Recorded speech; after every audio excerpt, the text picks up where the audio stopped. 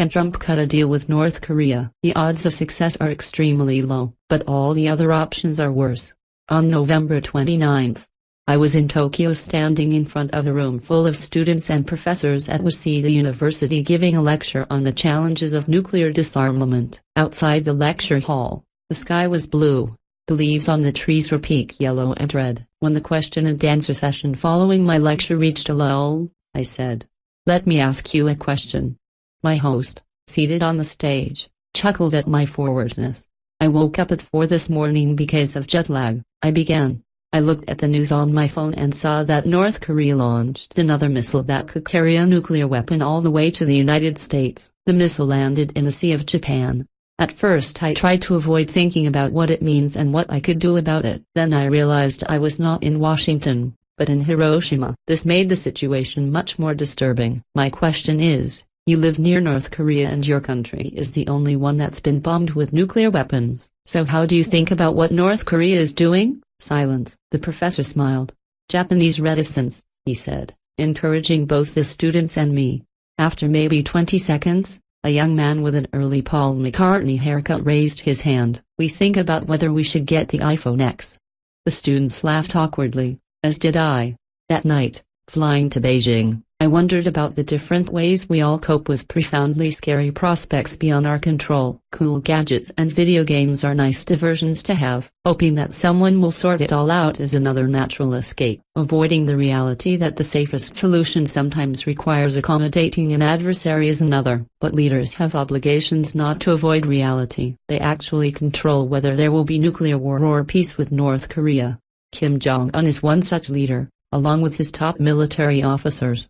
President Donald Trump is another, along with the chain of command under him. Xi Jinping is also relevant, though the Chinese leader will neither start nor join a war over North Korea, nor, despite U.S. hopes, make or break a diplomatic deal to create a modus vivendi between North Korea and the rest of the world. We have little evidence to judge whether Kim has a desire and a strategy to stabilize the decades-old confrontation between his country and the United States, South Korea and Japan. We do have some evidence that President Trump is avoiding the realities of the situation and the hard-to-swallow fact that there is no glorious way out of it. After the latest missile test, he tweeted, "This situation will be handled." This sounds like phone-playing avoidance more than it does a leader with a viable strategy.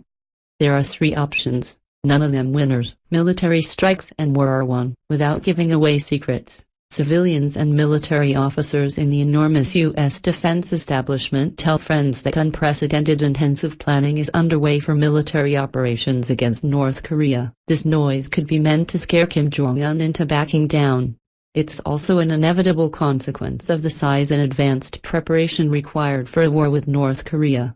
Unfortunately, there is no surgical way to eliminate North Korea's nuclear weapons without invading and occupying the country. Key elements of the nuclear weapons program, and perhaps the biological weapon program too, are deeply underground. The U.S. would not know whether it destroyed all the material and people that matter unless American forces were on the ground to search. United States and South Korean forces ultimately could destroy the North Korean regime and military.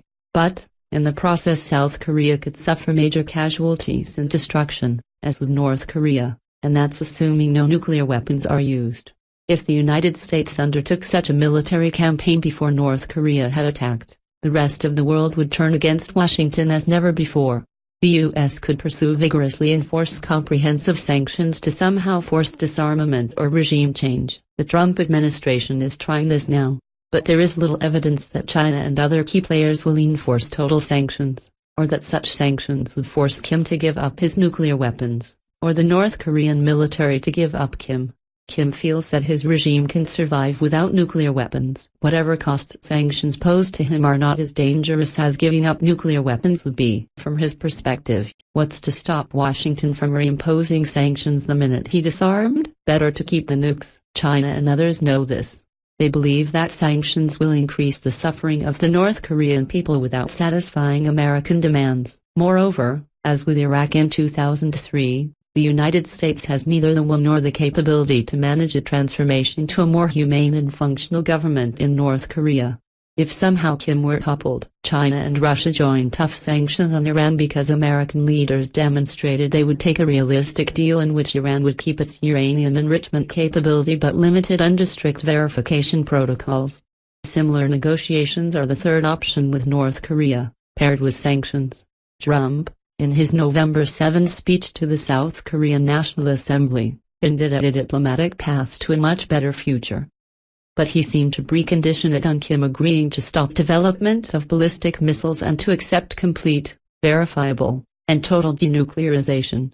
All evidence and logic suggest that this is totally unrealistic. The North Korean regime will reject any outcome that does not allow it to retain a basic nuclear deterrent. Without the capacity to deter the United States, North Korean leaders have no leverage to prevent future efforts to sanction, subvert or overthrow them. Trump's starting point, then, is not even an acceptable endpoint for the North Koreans. Secretary of State Rex Tillerson's comment Tuesday that the U.S. is ready to meet with North Korean counterparts without preconditions suggests that he recognizes this. But when President Trump treats Tillerson like a loser, why would Pyongyang take the secretary seriously? There is no winning to be had here. Short of a potentially catastrophic war, the only feasible option is to negotiate limits on the size and operation of North Korea's nuclear arsenal and establish a modus vivendi in which each side deters the other from aggression. This worked with murderous communist regimes in the Soviet Union and China. Mao Zedong and Joseph Stalin were responsible for deaths of tens of millions of their citizens, and there is no evidence it would be less effective with North Korea. The odds of President Trump achieving the glory he might desire through a quick and relatively clean military strike are lower than the odds of a debacle that would be much deadlier than the Iraq war that he decried during the campaign. A negotiation that brought an end to more nuclear and missile testing, and some measure of stability on the Korean peninsula, in return for acknowledging the reality that North Korea will for a time retain nuclear weapons, would not bring glory to the president, but it would shock and awe other leaders around the world who do not believe this president actually has the temperament to make the kind of deal that nuclear statesmanship requires. If Tillerson is willing to try, give him a realistic objective and clear backing. Take credit if he delivers, fire him if he doesn't.